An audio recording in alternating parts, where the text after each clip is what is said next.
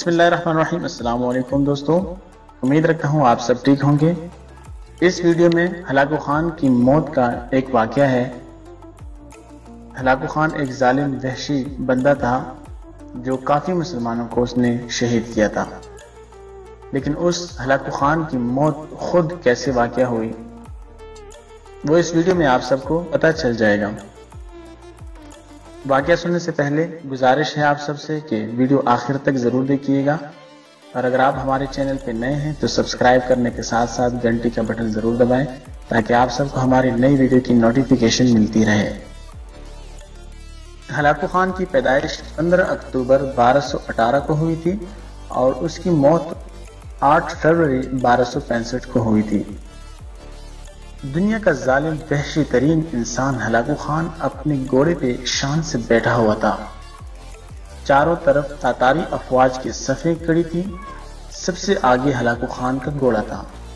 Hulagu Khan के सामने कैदी मुसलमानों की 3 सफ़ें खड़ी की गई थी, जिनको आज हलाकू खान ने अपने हुक्म पर कत्ल होते देखना था। फिर वो जालिम बोला, इनके सर कलम कर दो, और जल्लाद ने लोगों के सर काटने शुरू कर दिए। पहली सफ में एक की गर्दन गई, दूसरे की गर्दन गई, तीसरे और चौथे की। तो पहले सफ में एक बेकसूर बूढ़ा गरीब कैदी जो कि अपने घर का वाहिद कफील था वो भी खड़ा था। वो मौत के डर की वजह से दूसरी सफ में चला गया और पहली सफ का मुकम्मल सफाया हो गया। हलाकू खान की नजरों ने इस बूढ़े को देख लिया था कि वो मौत के खौफ से अपनी पहली सफ छोड़कर दूसरे सफ में चला गया था।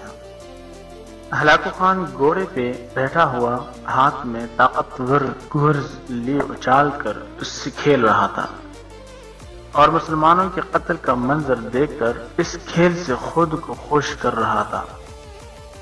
जल्लादों ने दूसरी सफ पे तलवार की वार जब शुरू किए और गर्दने आन की आन में गिरने लगे और तलवार जल्लाद चला रहे थे और खून के फुहारे हर तरफ उछलकर जमीन पर गिर रहे थे, इस बूढ़े बाबा ने जब देखा कि दूसरी सफ के लोगों की गर्दनें कटकर उसकी बारी बहुत जल्द आने वाली है, तो वो भागकर तीसरी सफ में खड़ा हो गया।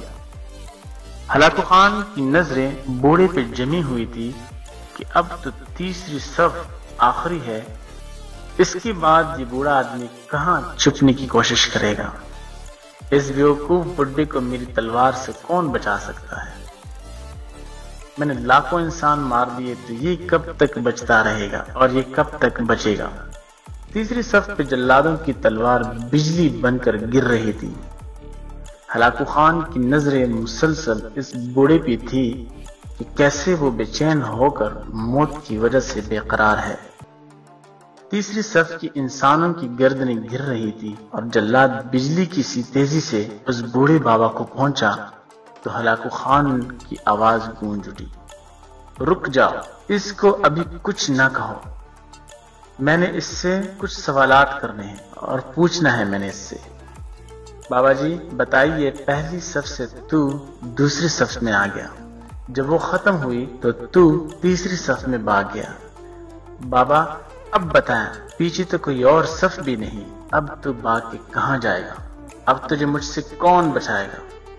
तो इस बूढ़े बाबा ने आसमान की तरफ देखा और कहा, मैंने पहली सफ को इसलिए छोड़ा कि शायद मैं दूसरे में बच जाऊं, लेकिन मौत वहां भी आ पहुंची।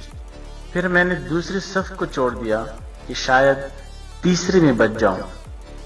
हलाकू ने गुर्ज को हाथ में उछालते हुए कहा, बाबा कैसी हाम ख्याली है, ये कैसी बहकी बहकी बातें कर रहे हो, भला तुम्हें मेरी तलवार से भी कोई बचा सकता है।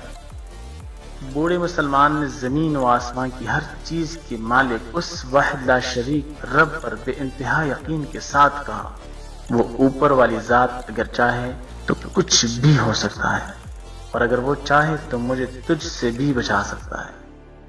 ये सुनकर हलाकू खान ने तकब्बुर में आके कहा, कैसे बचा सकता है। और हलाकू खान ने इतने तकब्बुर में आकर कहा कि इसके हाथ से गुर्ज गिर पड़ा। हलाकू खान चाबकदस्त, होशियार, जंगजू, اور چالاک انسان تھا۔ ہلاکو خان گھوڑے کے اوپر بیٹھے بیٹھے گرے ہوئے گرز کو اٹھانے کے لیے خود کو جھکایا کہ زمین پہ گرنے سے پہلے وہ اسے ہوا میں ہی پکڑ لے۔ اسی کوشش میں ہلاکو خان کا ایک پاؤں رکاب سے نکلا اور وہ اپنے گھوڑے سے نیچے آ پڑا، جبکہ دوسرا پاؤں رکاب میں ہی پھنس کر رہ گیا۔ ہلاکو خان کا گھوڑا اتنا ڈر گیا کہ بھاگ نکلا۔ ہلاکو خان نے خود کو بچانے کی بڑی کوشش کی، لشکر بھی حرکت میں آ گیا، لیکن گھوڑا اتنا طاقتور تھا کہ کسی کے قابو میں نہ آیا۔ وہ ہلاکو خان کو پتھروں میں گھسیٹ گھسیٹ کر بھاگتا رہا، یہاں تک کہ ہلاکو کا سر پتھروں سے پٹخ پٹخ کر اس قدر لہو لہان ہو گیا کہ اس کی روح چند ہی منٹوں میں اپنے اس تکبر بھرے وجود کو چھوڑ کر جہنم رسید ہو گئی۔ لشکر نے جب بے انتہا کوششوں کے باوجود ہلاکو خان کے طاقتور گھوڑے کو قابو کیا تو اس وقت تک اس کا سر برے طریقے سے کچلا جا چکا تھا۔ ہلاکو کا لشکر اس بوڑھے بزرگ سے اتنا خوف زدہ ہو گیا کہ لشکر نے اسے جان بوجھ کر نظر انداز کر دیا اور وہ بابا بڑے آرام و سکون سے پیدل ہی اپنے گھر کی طرف چل پڑا۔ دوستوں، مظلوم کی آہ سے ڈرو، کیونکہ جب وہ اللہ سے رجوع کرتا ہے تو قبولیت بہت دور سے اس کا استقبال کرنے آتی ہے۔ یہ ویڈیو میرے تمام اہل ایمان خصوصاً قانون و انصاف کے رکھوالوں کے لیے ہے کہ مظلوم کی آہ سے ڈرو، کیونکہ جب وہ اللہ سے رجوع کرتا ہے تو پھر اللہ کی سزا سے بڑا کوئی سزا نہیں ہوتا۔ دوستوں، امید ہے آپ سب کو یہ ویڈیو اچھی لگی ہوگی۔ پسند آنے کی صورت میں لائک کریں، کمنٹ کریں اور دوستوں کے ساتھ اسے شیئر ضرور کیجیے گا، اور کمنٹ میں ضرور مجھے بتائیے گا کہ آپ کی تحریر، یہ ویڈیو کیسی اچھی لگی۔